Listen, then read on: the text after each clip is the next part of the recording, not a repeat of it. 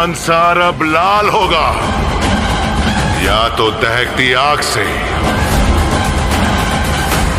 नहीं तो इनके खून से। हेलो दोस्तों, आज हम बात करेंगे बॉलीवुड वर्सेस साउथ मूवीज के बीच हुए टॉप नॉच क्लैशेस के बारे में, जिसने बॉलीवुड और साउथ दोनों के ही बॉक्स ऑफिस पर ऐसी सुनामी लाई जिसने बड़े बड़े सुपरस्टार्स तक को अपने साथ बहा लिया। और इस सुनामी से तो प्रभास जैसे पैन इंडिया सुपरस्टार भी खुद को नहीं बचा पाए। तो दोस्तों आइए जानते हैं कौन से हैं ये बिगेस्ट मूवी क्लैशेस।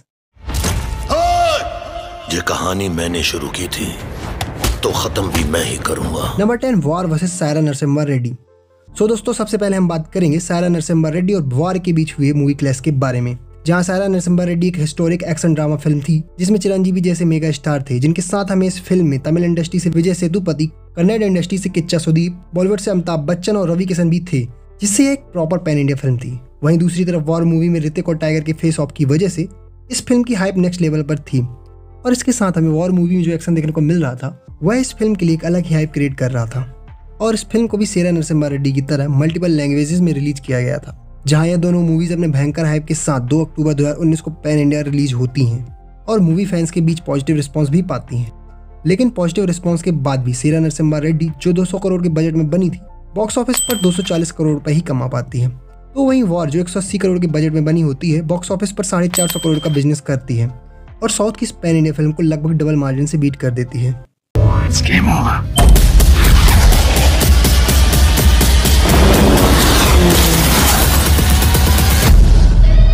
नंबर 9, भोला वर्सेस दसरा। दोस्तों अगला क्लैश हमें देखने को मिलता है बॉलीवुड से भोला और साउथ से दसरा के बीच, जहां भोला एक एक्शन थ्रिलर रीमेक फिल्म थी जिसमें हमें Ajay Devgn as a director, producer और एक्टर दिखे थे, जिसे लोकेश कनगराज की फिल्म कैथी से रीमेक किया गया था। तो वहीं दूसरी तरफ थी नानी और कीर्ति सुरेश की पीरियड एक्शन ड्रामा फिल्म दसरा, जहां ये दोनों ही मूवीज अपने बॉलीवुड वर्सेस साउथ टैग के साथ 30 मार्च 2023 को रिलीज होती हैं और मूवी फैंस के बीच एक मिक्स्ड रिस्पॉन्स ही पाती हैं, जिससे 100 करोड़ के बजट में बनी भोला मात्र 111 करोड़ कमाकर एक फ्लॉप रीमेक बन जाती है। तो वहीं दसरा जो 65 करोड़ के बजट में बनी होती है, बॉक्स ऑफिस पर 121 करोड़ का बिजनेस कर लेती है और एक डिसेंट मार्जिन से अजय देवगन की फिल्म को हरा देती है। Number 8, Sikandar versus L2 इम्पुरान। दोस्तों अगला क्लैश हमें देखने को मिलता है सलमान खान की सिकंदर और मोहनलाल की L2 इम्पुरान के बीच, जहां सिकंदर सलमान खान की एक प्रॉपर मास कमबैक वाली फिल्म मानी जा रही थी।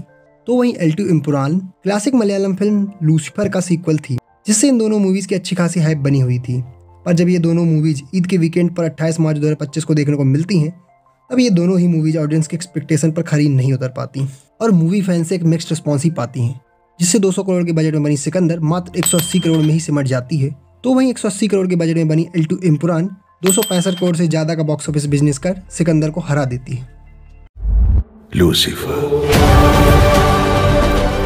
Number 7, hit 3 versus red 2। दोस्तों अगला क्लैश हमें फिर से एक बार देखने को मिलता है अजय देवगन और नानी के बीच, जहां इस बार हमें अजय देवगन अपनी हिट मूवी रेड के सीक्वल रेड 2 के साथ देखने को मिलते हैं।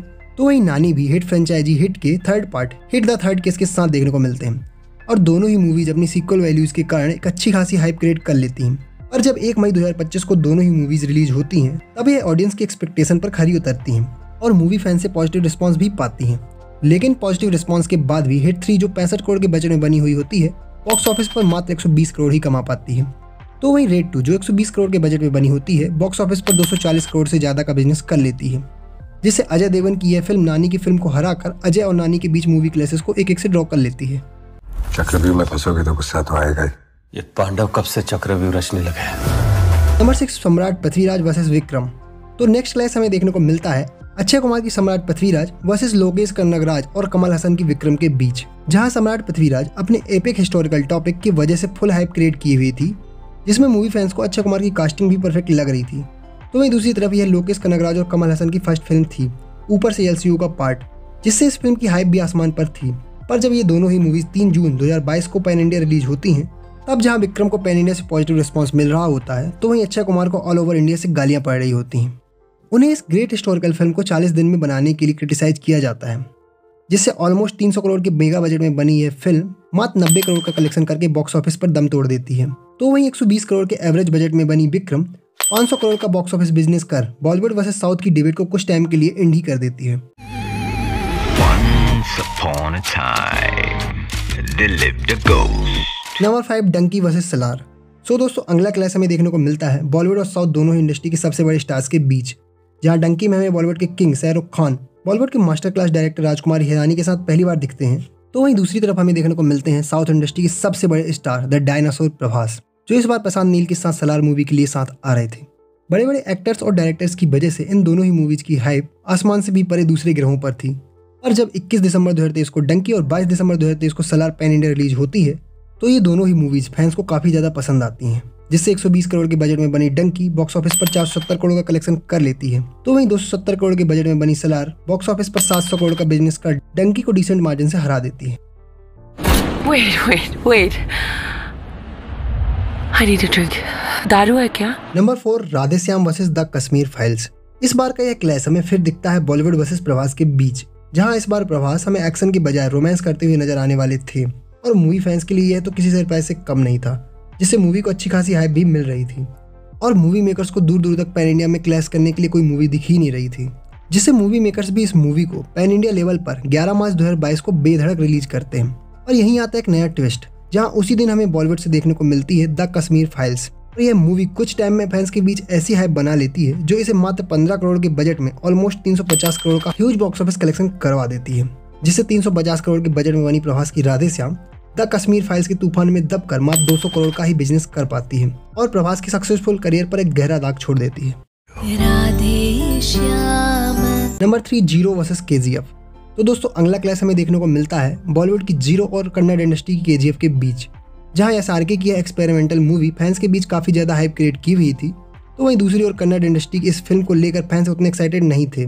पर जब 21 दिसंबर 2018 को ये दोनों मूवीज पैन इंडिया रिलीज होती हैं, तो पूरा मामला ही उल्टा हो जाता है। जीरो जिसकी हाइप तगड़ी थी, उसे एक्सट्रीम लेवल के नेगेटिव रिव्यूज फेस करने पड़ते हैं, तो वहीं KGF जिसकी शुरुआत में हाइप बिल्कुल कम थी, रिलीज के बाद तो पब्लिक रॉकी भाई की जबरी फैन बन जाती है। और यह फिल्म ही थी जिसकी वजह से कन्नड़ इंडस्ट्री को एक अलग पहचान मिल पाती है, जिससे 80 करोड़ के बजट में बनी यह फिल्म 250 करोड़ का बॉक्स ऑफिस बिजनेस कर लेती है, तो वहीं दूसरी तरफ सितारों से सजी जीरो 200 करोड़ के बजट को भी वसूल नहीं पाती और 190 करोड़ कमाकर इसकी पहली पैन इंडिया फिल्म से हार जाती है।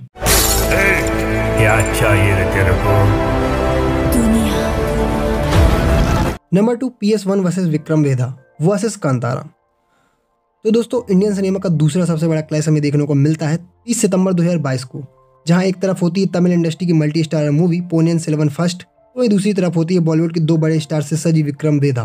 तो वहीं इन दो बड़ी मूवीज के बीच एक सरप्राइजिंग एंट्री लेती है कन्नड़ इंडस्ट्री से कांतारा, और जहां PS1 अपनी मल्टी स्टारर कास्ट और मणि रत्नम के डायरेक्शन में बन रही हिस्टोरिकल फिल्म होने की वजह से पैन इंडिया लेवल पर हाइप क्रिएट की हुई थी, तो वहीं विक्रम वेधा सैफ और ऋतिक जैसे बॉलीवुड स्टार प्लस साउथ के एक और रीमेक होने की वजह से फैंस के बीच कुछ हाइप क्रिएट की हुई थी। पर कन्नड़ा इंडस्ट्री की इस फिल्म के लिए कन्नड़ा इंडस्ट्री के बाहर किसी भी प्रकार की हाइप नहीं थी। पर जब 30 सितंबर 2022 को यह मूवी बॉक्स ऑफिस पर रिलीज होती है, तो पूरा मामला ही उल्टा पड़ जाता है। जहां यह क्लैश पहले PS1 और विक्रम वेधा के बीच था, तो मूवी रिलीज के बाद यह कांतारा वर्सेस PS1 हो जाता है, और साउथ बिल्ड की ये दोनों ही मूवीज बॉक्स ऑफिस पर बाजी मार लेती हैं। जहां 250 करोड़ के बजट में बनी PS1 500 करोड़ का बॉक्स ऑफिस कलेक्शन कर लेती है, तो वहीं 100 करोड़ के बजट में बनी विक्रम वेधा मात्र 135 करोड़ के बॉक्स ऑफिस कलेक्शन तक ही पहुंच पाती है।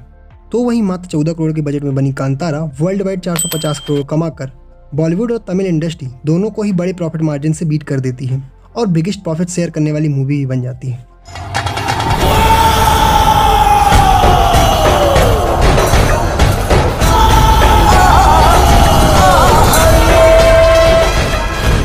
नंबर 1 जेलर वर्सेस गदर 2।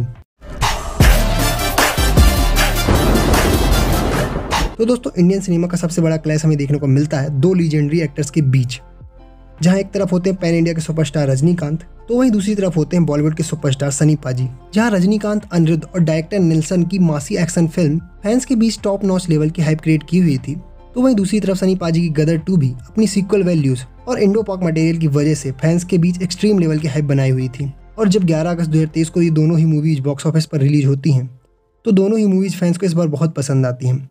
जहां गदर 2 से पब्लिक को गदर जैसा नॉस्टैल्जिया फील होता है, तो वहीं जेलर भी अपने मासी एक्शन और अनिरुद्ध के धमाकेदार म्यूजिक की वजह से पब्लिक को दीवाना बना देती है, जिससे 200 करोड़ के बजट में बनी जेलर पैन इंडिया लेवल पर 550 करोड़ का बॉक्स ऑफिस बिजनेस कर लेती है। तो वहीं मात्र 60 करोड़ के बजट के साथ गदर 2 इंडियन बॉक्स ऑफिस पर ऑलमोस्ट 700 करोड़ का बिजनेस कर लेती है और डिसेंट मार्जिन से जेलर को हरा देती है।